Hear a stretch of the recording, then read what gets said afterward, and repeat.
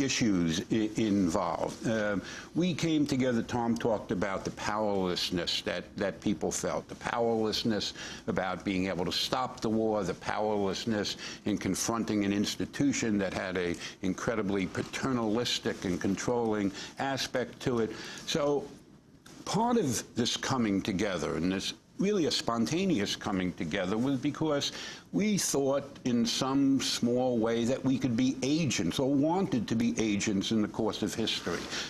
And we shared this electric moment where collectively all our hearts were touched by a certain passion and fire. And so that was really, not that the demands were unimportant, not that the issues were unimportant, but there was this larger, and I don't mean to reduce it to psychological terms, because I don't think it was that. I think it was a fundamental political issue about powerlessness and the requirement of taking action, of doing something, of putting one's body on the line, which I think now that I've reconnected with people after many, many decades, have come to observe in terms of the lives we've led since that time, that, you know, this participation was this Sartrean moment of a fracture that really has altered, I think, for many of us, the course of our entire lives since that time. How did you become a judge after being a student leader? Very unlikely. Law and order. Very unlikely. In fact, I had a lot of trouble getting admitted to the bar because of my participation. Law professors lined up to testify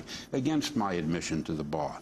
Some testified in favor of my admission, so I guess I'm responsible for destroying the collegiality of the faculty.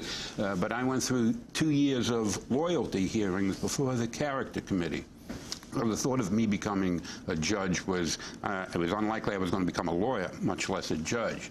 But it actually, my becoming a judge is somewhat connected to '68 in that I was brought in to a local judicial race in Brooklyn to help elect the first Hispanic judge.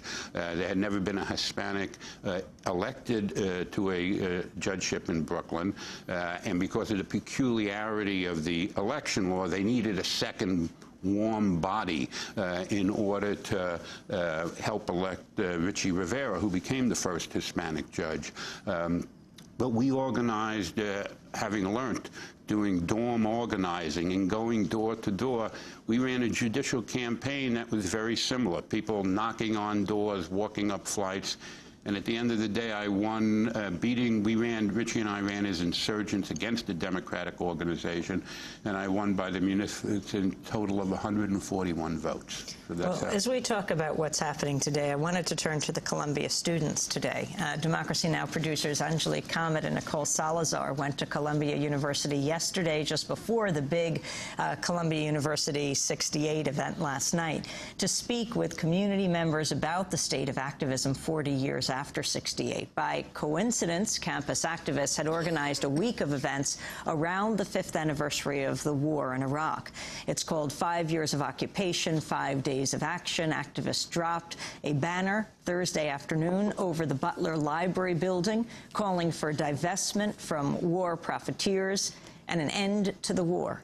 They also hooded the statue of the alma mater across the street. As hundreds of students were enjoying the sunshine and warm weather, a smaller group was reading aloud the names of Iraqis and Americans killed in Iraq since the start of the invasion.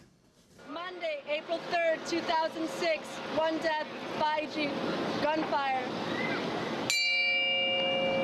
Monday, April 3rd, 2006, 1 death, Bakuba, gunfire. Back there, we're reading the entire Iraq body count list, which is some 90,000 names of Iraqi civilians killed in the last 5 years in Iraq, plus the 4,000 names of American soldiers who have died. This, of course, is a tiny fraction of the civilian deaths in Iraq. More reliable estimates put it at 1.2, 1.4 million. But this is the list that we have. Our week of action, perhaps by coincidence, has coincided with Columbia University's appropriation of the legacy of 1968, where it has now become a matter of establishment Now it's a matter of celebration. There was a janitor here yesterday when we were having our name reading, who just came, and while I was giving him a flyer, he described how 40 years ago he was here, and he was speaking about how there was blood on the stairs of the law library, the administration building, and he was asking how is it that this blood is forgotten and now there is such a celebration of it. What worries me most is that even if there were a situation as grave as in 1968, there would not be action because we don't relate personally to the war. You walk up to people, maybe 10% won't support the war,